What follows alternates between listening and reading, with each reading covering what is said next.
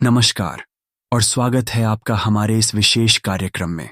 मैं हूं रवश कुमार और आज हम बात करने जा रहे हैं देश के करोड़ों पेंशन धारकों से जुड़ी उन 3 बड़ी और ऐतिहासिक खबरों की जो आने वाले समय में उनकी जिंदगी, उनकी सामाजिक सुरक्षा और उनके भविष्य की दिशा तय कर सकती है। ये केवल खबरें नहीं हैं, बल्कि उम्मीदें हैं, सवाल हैं और एक लंबा संघर्ष भी है, जिसकी गूंज आज श्रम मंत्रालय से लेकर कर्मचारी भविष्य निधि संगठन यानी ईपीएफओ के गलियारों तक सुनाई दे रही है। आज की हमारी सबसे पहली और सबसे महत्वपूर्ण चर्चा का विषय है वो तोहफा जिसका इंतजार देश के लगभग 65 लाख ईपीएस 95 पेंशन धारक वर्षों से कर रहे हैं। जी हां, हम बात कर रहे हैं न्यूनतम पेंशन की राशि में एक बड़ी और सम्मानजनक बढ़ोतरी की। सरकार अब इस दिशा में गंभीरता से तैयारी कर रही है कि पेंशन की वो मामूली राशि जो आज के महंगाई के दौर में ऊंट के मुंह में जीरे के समान है, उसे बढ़ाकर एक ऐसे स्तर पर लाया जाए जो एक सेवानिवृत्त कर्मचारी को सम्मान के साथ जीने का हक दे सके। तो आखिर कितनी बढ़ेगी यह न्यूनतम पेंशन? क्या यह 3,000 होगी, 7,500 होगी या फिर 9,000 रुपये तक पहुंचने की जो बातें चल रही हैं, उनमें कितनी सच्चाई है? और सबसे बढ़कर यह बदलाव कब से लागू हो सकता है? आज हम इस पूरे मामले की तह तक जाएंगे। इसके बाद हम अपने कार्यक्रम में आगे बढ़ेंगे और बात करेंगे उस सुनहरे दौर की वापसी की जिसका सपना लाखों सरकारी कर्मचारी देख रहे हैं। जी हां, आपने सही समझा, हम बात कर रहे हैं ओल्ड पेंशन स्कीम यानी ओपीएस की। एक बार फिर से ओपीएस को लागू करने की कवायद तेज हो गई है और कुछ कर्मचारियों के लिए आवेदन की प्रक्रिया भी शुरू की जा रही है, जिसकी समय सीमा सितंबर और अक्टूबर तक रखी गई है। आखिर किन कर्मचारियों को यह मौका मिल रहा है? ओपीएस की वापसी किस रूप में हो रही है? क्या यह वही पुरानी पेंशन योजना है या इसके स्वरूप में कोई बदलाव किया गया है? इस पर भी हम विस्तार से प्रकाश डालेंगे और अंत में हम उस बड़ी खबर का विश्लेषण करेंगे जहां एक तरफ तो पेंशन धारकों को उम्मीदें दी जा रही हैं, तो वहीं दूसरी तरफ ईपीएफओ यानी कर्मचारी भविष्य निधि संगठन ने उच्च पेंशन के भुगतान को लेकर एक ऐसी भारी भरकम देनदारी का दावा पेश कर दिया है जिसने कर्मचारियों और पेंशन भोगियों के माथे पर चिंता की लकीरें खींच दी हैं। ईपीएफओ का कहना है कि अगर उच्च पेंशन की मांगों को पूरा किया गया तो उस पर लाखों करोड़ का बोझ पड़ेगा, लेकिन कर्मचारी संगठन और पेंशन भोगी इसे ईपीएफओ की एक चाल बता रहे हैं, एक बढ़ा चढ़ाकर पेश किया गया आंकड़ा जिसका मकसद सिर्फ और सिर्फ उच्च पेंशन देने में आनाकानी करना है। आखिर इस दावे और आपत्ति के पीछे का सच क्या है? क्या वाकई ईपीएफओ के पास पैसे की कमी है या यह सिर्फ एक बहाना है? इन सभी सवालों के जवाब आज हम इस विशेष रिपोर्ट में तलाशेंगे। तो बने रहिए हमारे साथ, क्योंकि आज की यह चर्चा सीधे आपके जीवन और आपके हक से जुड़ी है। चलिए शुरुआत करते हैं आज की सबसे बड़ी और सबसे ज्यादा उम्मीदें जगाने वाली खबर के साथ। करोड़ों पेंशन धारक जो अपनी जिंदगी का एक बड़ा हिस्सा देश की सेवा और विकास में लगाने के बाद आज सेवानिवृत्ति का जीवन जी रहे हैं, उनकी सबसे बड़ी पीड़ा है ईपीएस 95 के तहत मिलने वाली न्यूनतम पेंशन की राशि। वर्तमान में यह राशि मात्र 1,000 रुपये प्रति माह है। आप और हम सभी इस बात को भली भांति समझ सकते हैं कि आज के समय में जब महंगाई आसमान छू रही है, दवाइयों का खर्च, घर का किराया और रोजमर्रा की जरूरतें पूरी करना कितना मुश्किल हो गया है, ऐसे में 1,000 रुपये की राशि एक मजाक से ज्यादा कुछ नहीं लगती। ये एक ऐसी राशि है जिसमें किसी व्यक्ति के लिए सम्मानजनक जीवन की कल्पना भी नहीं की जा सकती। लेकिन अब लगता है कि सरकार और श्रम मंत्रालय ने इस पीड़ा को गंभीरता से महसूस किया है। सूत्रों के हवाले से जो खबरें छन कर आ रही हैं, वे इस बात की ओर इशारा करती हैं कि सामाजिक सुरक्षा को केवल एक कागजी वादा न बनाकर उसे हकीकत में बदलने के लिए एक बड़े बदलाव की नींव रखी जा रही है। इस बदलाव के केंद्र में है कर्मचारी भविष्य निधि संगठन की पेंशन योजना को और ज्यादा आकर्षक और तर्कसंगत बनाना। इसी क्रम में सबसे अहम प्रस्ताव जो विचाराधीन है वह है न्यूनतम पेंशन की राशि को बढ़ाना। सरकार यह समझ रही है कि लंबी सेवा अवधि के बाद भी अगर किसी कर्मचारी को मात्र 1,000 रुपये की पेंशन मिले तो यह उसके योगदान का अपमान है। इसीलिए इस राशि की समीक्षा करने पर जोर शोर से मंथन चल रहा है। अब सवाल यह उठता है कि यह राशि कितनी बढ़ाई जा सकती है। हालांकि अभी तक कोई भी आधिकारिक घोषणा नहीं हुई है और सरकार ने कोई अंतिम आंकड़ा तय नहीं किया है, लेकिन सोशल मीडिया और विभिन्न रिपोर्टों में 3 आंकड़ों की चर्चा सबसे ज्यादा है। कुछ विशेषज्ञों का मानना है कि न्यूनतम पेंशन को कम से कम 3,000 रुपये प्रति माह किया जा सकता है। यह एक शुरुआती और सबसे न्यूनतम अनुमान है। वहीं कुछ कर्मचारी संगठन और पेंशन धारक लगातार यह मांग कर रहे हैं कि इसे महंगाई के सूचकांक से जोड़ते हुए कम से कम 7,500 रुपये किया जाना चाहिए, ताकि एक पेंशनभोगी अपनी जरूरी दवाइयां और अन्य खर्चों को पूरा कर सके। इसके अलावा एक और आंकड़ा जो चर्चा में है वह है 9,000 रुपये प्रति माह का। यह मांग भी लंबे समय से उठाई जा रही है। यहां यह स्पष्ट कर देना बेहद जरूरी है कि ये सभी आंकड़े अभी केवल कयास और संभावनाएं हैं। सरकार और ईपीएफओ की तरफ से जब तक कोई आधिकारिक पुष्टि नहीं हो जाती, तब तक किसी भी एक आंकड़े को अंतिम मान लेना जल्दबाजी होगी। लेकिन एक बात तय है कि श्रम मंत्रालय और ईपीएफओ दोनों ही इस बात पर सहमत नजर आ रहे हैं कि वर्तमान न्यूनतम राशि की समीक्षा होनी ही चाहिए। लेकिन कहानी यहीं खत्म नहीं होती। पेंशन योजना को आकर्षक बनाने के लिए एक और क्रांतिकारी प्रस्ताव पर गंभीरता से विचार किया जा रहा है। अभी तक ईपीएस 95 योजना का सबसे बड़ा नकारात्मक पहलू यह था कि यदि किसी पेंशन धारक और उसके बाद उनके जीवन साथी की मृत्यु हो जाती है, तो पेंशन फंड में जमा उनकी पूरी रकम सरकार के पास चली जाती थी। उनके बच्चों या नॉमिनी को कुछ भी नहीं मिलता था। यह बात कई सदस्यों को परेशान करती थी कि उनकी जीवन भर की कमाई का एक हिस्सा एक ऐसे फंड में जा रहा है जो उनके बाद उनके परिवार के काम नहीं आएगा। अब श्रम मंत्रालय इस नियम में एक बड़ा बदलाव करने का प्रस्ताव लेकर आया है। नए प्रस्ताव के अनुसार यदि पेंशन धारक और उनके जीवन साथी की मृत्यु हो जाती है, तो उनके पेंशन फंड में जमा बची हुई राशि उनके बच्चों को वापस दे दी जाएगी। यह एक ऐसा फैसला है जो इस योजना के प्रति लोगों का विश्वास बढ़ाएगा और उन्हें इससे जुड़ने के लिए प्रोत्साहित करेगा। मंत्रालय के एक वरिष्ठ अधिकारी ने स्पष्ट किया है कि सरकार का मत बिल्कुल साफ है। पेंशन कॉर्पस की राशि उसके सदस्यों की है और वह उन्हीं के पास जानी चाहिए। यह बदलाव ईपीएस योजना को सिर्फ एक पेंशन स्कीम नहीं, बल्कि एक सामाजिक और पारिवारिक सुरक्षा कवच के रूप में स्थापित करेगा। तो कुल मिलाकर देखें तो सरकार दोहरी रणनीति पर काम कर रही है।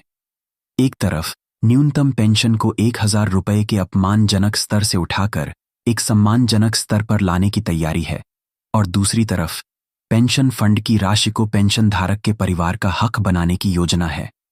अगर ये दोनों प्रस्ताव हकीकत में बदलते हैं, तो यह निसंदेह देश के करोड़ों पेंशन धारकों के लिए एक बहुत बड़ा तोहफा होगा, जिसका असर उनकी आने वाली जिंदगी पर साफ दिखाई देगा। एक तरफ जहां न्यूनतम पेंशन को लेकर उम्मीदें परवान चढ़ रही हैं, वहीं दूसरी तरफ दशकों पुरानी एक मांग हकीकत का रूप लेती दिख रही है। यह मांग है सरकारी कर्मचारियों के लिए पुरानी पेंशन योजना यानी ओल्ड पेंशन स्कीम को फिर से बहाल करने की। आप सभी जानते हैं कि भारत सरकार ने पुरानी पेंशन योजना को समाप्त करके उसकी जगह नई पेंशन योजना को लागू कर दिया था, जिसका कर्मचारी संगठन लगातार विरोध करते आ रहे हैं। उनका तर्क है कि ओपीएस कर्मचारियों को सेवानिवृत्ति के बाद एक निश्चित और सुरक्षित भविष्य की गारंटी देती थी, जबकि एनपीएस बाजार के जोखिमों पर आधारित है और इसमें पेंशन की कोई गारंटी नहीं है। लंबे विरोध प्रदर्शनों और लगातार उठ रही मांगों के बाद अब सरकार ने इस दिशा में एक महत्वपूर्ण कदम उठाया है। एक बड़ी खबर यह निकल कर आ रही है कि सरकार उन कर्मचारियों के लिए ओपीएस का विकल्प फिर से खोल रही है जिन्होंने एक निश्चित तारीख से पहले सरकारी नौकरी ज्वाइन की थी। जी हां, सरकार की ओर से जो घोषणा की गई है उसके अनुसार पुरानी पेंशन योजना के लिए ऑनलाइन आवेदन लिए जा रहे हैं। अब सवाल यह उठता है कि इसका लाभ किन कर्मचारियों को मिलेगा। तो आपको बता दें कि जो जानकारी सामने आई है उसके मुताबिक जिन भी सरकारी कर्मचारियों ने जुलाई 2005 से पहले सरकारी नौकरी ज्वाइन की थी और वे आज भी अपने पद पर कार्यरत हैं, उन्हें इस योजना का लाभ उठाने का मौका दिया जा रहा है। ऐसे कर्मचारियों को यह विकल्प दिया जा रहा है कि वे चाहें तो एनपीएस को छोड़कर ओपीएस में वापस आ सकते हैं। इस योजना के अंतर्गत आवेदन करने की प्रक्रिया शुरू हो चुकी है और इसकी अंतिम तिथि 31 अक्टूबर 2025 रखी गई है। हालांकि यह भी कहा जा रहा है कि सभी सरकारी कर्मचारियों का डेटा एकत्र करने और प्रक्रिया को पूरा करने में समय लग सकता है, इसलिए इस तारीख को आगे भी बढ़ाया जा सकता है। जो भी पात्र कर्मचारी इस योजना के अंतर्गत आवेदन करेगा, उसे पुरानी पेंशन योजना के तहत लाभ मिलना शुरू हो जाएगा। चलिए, अब आपको यह भी याद दिलाते चलें कि पुरानी पेंशन योजना के तहत लाभ क्या मिलता था, जिसकी वजह से इसकी इतनी मांग है। ओपीएस के तहत कर्मचारी को सेवानिवृत्त होने पर उसकी अंतिम सैलरी का 50% हिस्सा पेंशन के रूप में हर महीने मिलता था। यह एक निश्चित राशि होती थी और इसके साथ साथ समय समय पर महंगाई भत्ता भी जुड़ता था। यह कर्मचारी को एक गरिमापूर्ण और आर्थिक रूप से सुरक्षित सेवानिवृत्त जीवन की गारंटी देता था। लेकिन यहाँ एक बात पर ध्यान देना जरूरी है। कुछ रिपोर्टों में यह भी कहा जा रहा है कि यह पूरी तरह से पुरानी ओपीएस की वापसी न होकर एक संशोधित रूप हो सकता है, जिसे कुछ लोग यूपीएस का नाम भी दे रहे हैं। इसका मतलब यह हो सकता है कि इसमें ओपीएस के कुछ बेहतरीन तत्वों को शामिल किया जाए, लेकिन साथ ही कुछ मामूली बदलाव भी किए जाएं। हालांकि इसका मूल ढांचा कर्मचारियों को एक निश्चित पेंशन की गारंटी देना ही होगा। सरकार का यह कदम उन लाखों कर्मचारियों के लिए एक बहुत बड़ी जीत है जो पिछले कई सालों से सड़कों पर और कार्यालयों में ओपीएस की बहाली के लिए संघर्ष कर रहे थे। यह फैसला न केवल उन्हें आर्थिक सुरक्षा प्रदान करेगा, बल्कि यह सरकार और कर्मचारियों के बीच विश्वास को भी मजबूत करेगा। तो अगर आप भी उन कर्मचारियों में से हैं जिन्होंने जुलाई 2005 से पहले नौकरी ज्वाइन की थी, तो यह खबर आपके लिए है। आप तुरंत इस संबंध में जानकारी प्राप्त करें और समय रहते आवेदन करें, ताकि आप इस सुनहरे मौके का फायदा उठा सकें। लेकिन दोस्तों, जहां पेंशन धारकों के लिए दोहरी खुशी की खबरें हैं, वहीं एक ऐसा पेंच भी है जो उच्च पेंशन की उम्मीद लगाए बैठे लाखों लोगों की चिंता बढ़ा रहा है।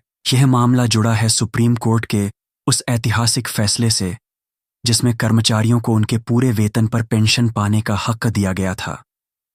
इस फैसले के बाद लाखों कर्मचारियों और पेंशन भोगियों ने उच्च पेंशन के लिए आवेदन किया, इस उम्मीद में कि उनकी पेंशन में कई गुना की बढ़ोतरी होगी। लेकिन अब कर्मचारी भविष्य निधि संगठन यानी ईपीएफओ ने इस भुगतान को लेकर एक ऐसा दावा किया है जिसने सबको चौंका दिया है।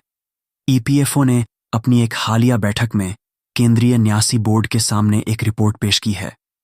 इस रिपोर्ट में ईपीएफओ ने यह आशंका जताई है कि अगर उसे उच्च पेंशन के लिए आए आवेदनों में से केवल 50% आवेदनों को भी मंजूरी देनी पड़ी, तो उस पर 1,88,500 करोड़ रुपए का भारी भरकम वित्तीय बोझ पड़ेगा।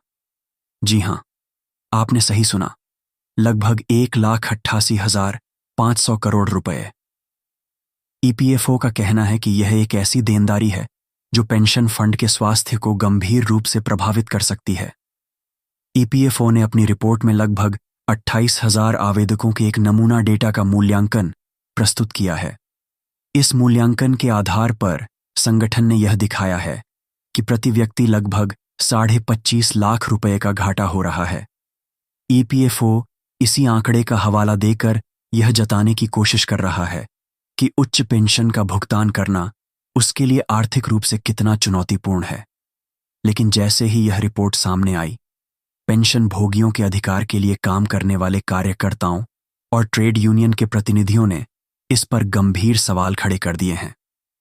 उनका साफ तौर पर कहना है कि ईपीएफओ द्वारा प्रस्तुत किए गए ये आंकड़े बढ़ा चढ़ाकर पेश किए गए हैं और यह केवल एक गलत प्रचार है। कर्मचारी संगठनों का आरोप है कि ईपीएफओ जानबूझकर एक डरावनी तस्वीर पेश कर रहा है ताकि उच्च पेंशन के भुगतान में देरी की जा सके या उसे किसी तरह से टाला जा सके। कर्मचारी प्रतिनिधियों ने ईपीएफओ की इस रिपोर्ट को अधूरा बताया है। उनका कहना है कि ईपीएफओ ने केवल देनदारी का पक्ष दिखाया है, लेकिन उसने यह नहीं बताया कि उसके पास संपत्ति कितनी है, उसका कॉर्पस फंड कितना बड़ा है और सालों से कर्मचारियों के योगदान से उसने कितना मुनाफा कमाया है। उन्होंने ईपीएफओ से अनुरोध किया है कि वह एक विस्तृत और पारदर्शी विश्लेषण प्रस्तुत करे, जिसमें नफा और नुकसान दोनों का सही सही ब्यौरा हो। ट्रेड यूनियन के नेताओं का यह भी कहना है कि ईपीएफओ का यह दावा पूरी तरह से निराधार है और यह केवल पेंशन धारकों को गुमराह करने की एक कोशिश है। उनका तर्क है कि पेंशन फंड कर्मचारियों के योगदान से बना है और उस पर पहला हक कर्मचारियों का ही है। ईपीएफओ का काम केवल एक ट्रस्टी का है, फंड का प्रबंधन करना, न कि उसके भुगतान में आनाकानी करना। इस पूरे मामले में अब एक गतिरोध की स्थिति बन गई है। एक तरफ ईपीएफओ भारी वित्तीय देनदारी का दावा करके अपनी मजबूरी जता रहा है, तो दूसरी तरफ कर्मचारी और पेंशनभोगी इसे ईपीएफओ की बदनीयती और हक मारने की साजिश बता रहे हैं। यह लड़ाई अब केवल पैसों की नहीं, बल्कि विश्वास और पारदर्शिता की भी बन गई है। तो कुल मिलाकर आज की स्थिति यह है कि पेंशन धारकों के लिए उम्मीदें भी हैं और चुनौतियां भी। एक ओर न्यूनतम पेंशन में बढ़ोतरी और ओपीएस की वापसी जैसी सकारात्मक खबरें एक उज्ज्वल भविष्य का संकेत दे रही हैं, तो वहीं दूसरी ओर उच्च पेंशन पर ईपीएफओ का रुख एक बड़े संघर्ष की ओर इशारा कर रहा है। आने वाले दिन यह तय करेंगे कि क्या सरकार और ईपीएफओ पेंशन धारकों के प्रति अपनी जिम्मेदारियों को निभाते हुए उन्हें उनका हक देते हैं, या फिर यह लड़ाई और लंबी खिंचती है। पेंशन से जुड़ी हर छोटी बड़ी अपडेट और हर खबर का गहरा विश्लेषण हम आप तक सबसे पहले पहुंचाते रहेंगे। आप देखते रहिए हमारा चैनल। मुझे रवश कुमार को दीजिए इजाजत। नमस्कार।